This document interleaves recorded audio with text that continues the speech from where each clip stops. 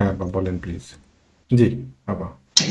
এই যে জিএসপি ফিনান্সটা মানে আজকে জিএসপি কেন ফিনান্স আপাতত আমি তো সাধারণত ফিনান্স নিয়ে কাজ করি না, যেহেতু আপনি ছেড়ে দিতে চাচ্ছেন তাই আমি আমি আপনাকে তো একটু অ্যাসিস্ট করি। just জিএসপি ওভারঅল প্রথম কথা হচ্ছে যে ফিনান্স সেক্টর খুব শক্ত রেজিস্ট্যান্সের মুখে পড়েছে। কেমন? Finance, finance, financial institution, finance as a sector প্রচণ্ড শক্ত রেজিস্ট্যান্সের মুখে পড়েছে এবং এই রেজিস্ট্যান্স পার করতে পারবে এরকম মনে হচ্ছে না আমার কাছে। কেমন? এবং টেকনিক্যালও খুব ভালো রকম বাধার মুখে পড়ে আছে। এবার এখন আসুন হ্যাঁ আপনার এখন তাহলে কি জিএসপি আমি ফাইন্যান্স। জিএসপি ফাইন্যান্সের ক্ষেত্রে জিএসপি ফাইন্যান্সেও আমি আপনাকে ছেড়ে দেওয়ার পরামর্শ দেব। ডেফিনিটলি আপনি জিএসপি ফাইন্যান্স ছেড়ে দিন, দিয়ে আপনি টাকাগুলো ক্যাশ করে রাখেন। মিউচুয়াল ফান্ড নেই? আপা, মিউচুয়াল ফান্ডে আমি আপনাকে ইসলামিক মিউচুয়াল ফান্ড ছাড়া অন্য কোনো মিউচুয়াল ফান্ড সাজেস্ট করতে পারবো না। আপনি যদি মিউচুয়াল ফান্ডগুলো কিনেন, মিউচুয়াল ফান্ডগুলোতে কিন্তু একটা ঘটনা ঘটে আছে আপা। মিউচুয়াল ফান্ড সবগুলো কিন্তু আমি দেখলাম তাকায় তাকায়, মিউচুয়াল ফান্ডের সবগুলো কিন্তু খুব ভালো পজিশনে নাই। কিছু কিছু মানে 20% মিউচুয়াল ফান্ড মুভ করার মতন কন্ডিশনে আছে, বাদ বাকি 80% মিউচুয়াল ফান্ডেরই মুভের জায়গাগুলো কম। কেমন? তো আমার পরামর্শ হচ্ছে যে মিউচুয়াল ফান্ড যদি কিনতে চান তাহলে পরে একটু চুজি হবেন বেছে কেনার ক্ষেত্রে। ঠিক আছে? যেমন আমি আমার জানা মতে 4টা ইসলামিক মিউচুয়াল ফান্ড আছে: AIBL, ACML BP, cap M IBP আর আইএলআইএফ। এই 4টা হচ্ছে Islamic mutual fund. IL IL IFIL, sorry, IFIN, এটা একটা আইএফআইএন, এটা একটা ইসলামী মিউচুয়াল ফান্ড। তো আমার হিসাবে আপনি যদি মিউচুয়াল ফান্ড নিতে চান তাহলে পরে আমি ইসলামীর মধ্যে আইএফআইএল আর এআইবিএল এই দুইটাকে আপনাকে সাজেস্ট করতে পারি। আর অন্যান্য ক্ষেত্রে আপনি একটু বেছে নিয়ে না পাবো, এটা আমি আপনাকে। আমার আমার যে এবিপি মিউচুয়াল ফান্ড আছে সেটা তাহলে কি আমি কিছু লাভ পাইলে তো ABB bank first mutual fund, এটা থাক, অসুবিধা কি? মানে যে কয়টা শেয়ার মিউচুয়াল ফান্ড ভালো লাগছে তার মধ্যে এটাও একটা। কেমন? তো ওভারঅল তাইলে যে ওভারঅল মিউচুয়াল ফান্ডগুলো অনেকগুলোই বা বেশ প্রায় 80% বা 70% ফান্ডগুলো খুব একটা টেকনিক্যালি বিনিয়োগযোগ্য অবস্থাতে এখনো আসেনি। হয়তো যদি আসে সেটা পরে 20% আছে যেগুলো বিনিয়োগ করা যায়। তো ওইটার ক্ষেত্রে আপনি আপনি নিজস্ব বিশ্লেষণ প্রয়োগ করে নিন। আমি ইসলামিক এই মিউচুয়াল ফান্ডগুলো আপনাকে সাজেস্ট করতে পারছি না। আইএফআইসি টা এখনো নেয়ার মতো উপযুক্ত হয় নাই সময়? আপা, আপনি কিন্তু আমাকে হ্যাঁ, আইএফআইসি হচ্ছে ভালো মিউচুয়াল ফান্ডগুলোর মধ্যে একটা। কেমন? যে শর্তগুলো পূরণ করলে পরে আমি ভালো বলতে পারি, তার মধ্যে আইএফআইসিও একটা। ঠিক আছে? আচ্ছা। তো তো মোটামুটি আমাকে যদি জিজ্ঞাসা করেন আমি আপনাকে ইসলামী দুইটা মিউচুয়াল ফান্ডের কথা বলতে পারি: এআইবিএল এবং আইএফআইএল। আইএফআইএল সম্ভবত, আইএফআইএল, হ্যাঁ, I IFIL, I F in এবং এআইবিএল। আমি এবং এই দুটার মধ্যে যদি আপনি আমাকে চয়েস করতে বলেন তাহলে আমি এআইবিএলটাকে চয়েস করব। আপনি যেটা বললেন আইএফআইসি, আইএফআইএল নেই?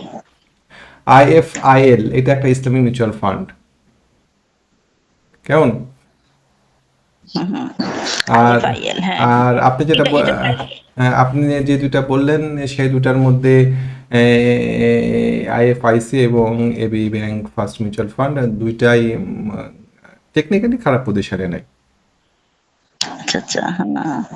তাইলে কি আমি এবিবি তাহলে আমি কিছুদিন আরো অপেক্ষা করি তাই না? সময় মানে মিউচুয়াল ফান্ডগুলো একদম মানে সবগুলো একসাথে বাড়া ধরবে বা সবগুলো খুব ভালো পজিশনে আছে, সবগুলোই গোটা সেক্টরে মুভ করবে এরকম ভাবার কারণ নাই। আপনাকে বেছে নিতে হবে নিজস্ব বিশ্লেষণ দিয়ে, নিজস্ব জ্ঞান দিয়ে আপনাকে বেছে নিতে হবে। আপনি আমাকে জিজ্ঞাসা করলেন যে কয়টা, সে কয়টা সম্পর্কে আমি হুম, আপনাকে তথ্য দিয়েছি যে আমার হিসাবে দুইটা ইসলামী মিউচুয়াল ফান্ড, এই দুইটার মধ্যে এআইবিএলটা বেশি ভালো।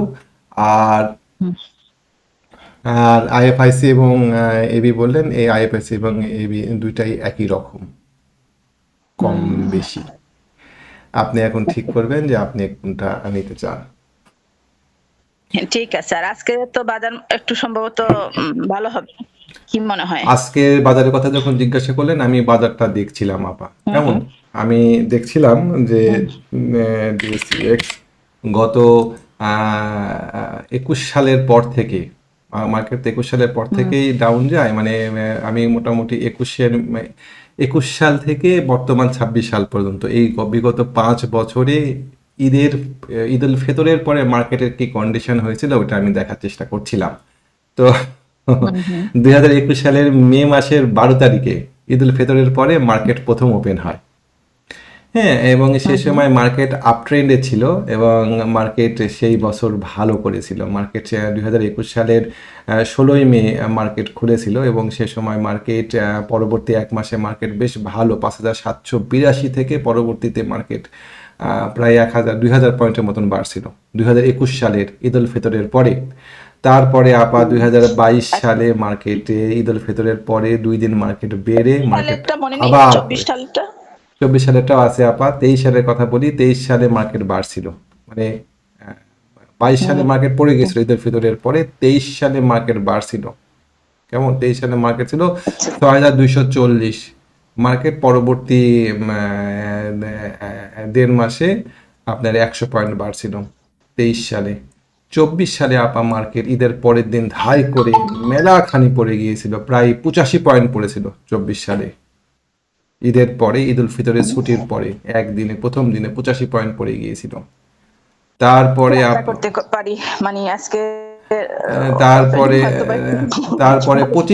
25 সালে মার্কেট ওপেন হওয়ার পরেই পড়েছিল 14 পয়েন্ট, তারপরের দিন পড়েছিল 8 পয়েন্ট, তারপরের দিন পড়েছিল 10 পয়েন্ট, পড়তে পড়তে পরবর্তী পর্যায়ে ধাপাস করে মেলাখানি পড়ে গিয়েছিল আপনার 25 সালে। এখন 26 সালে কি হবে এটা হচ্ছে দেখার আচ্ছা, বিষয়। 26 সালে আচ্ছা, ঠিক আছে।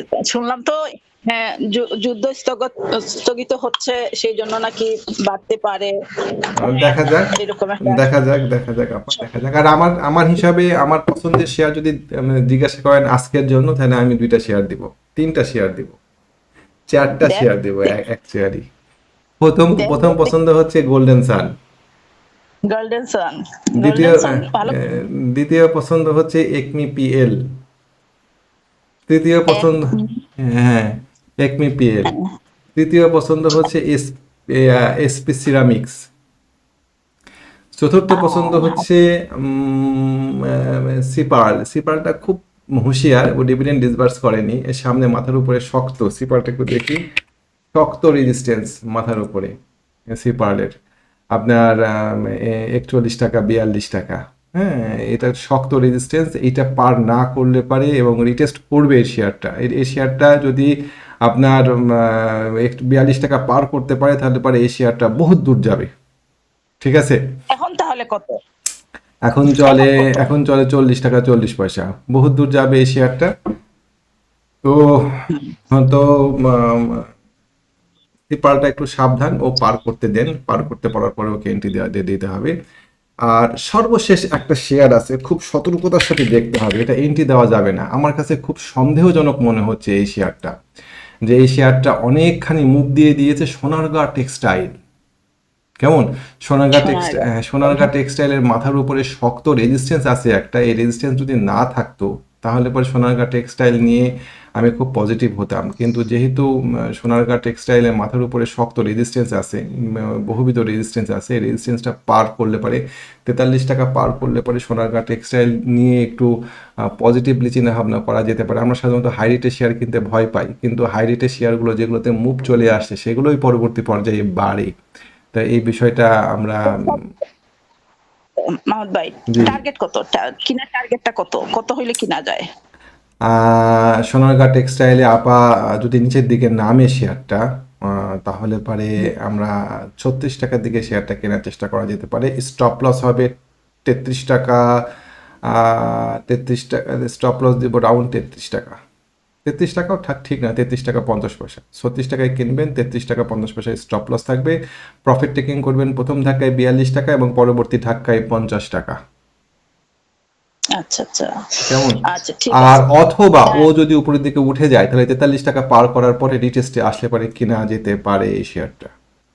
খুব মানে সতর্কতার সাথে সোনারগাঁ টেক্সটাইলটার দিকে একটু ওয়াচ রাখেন।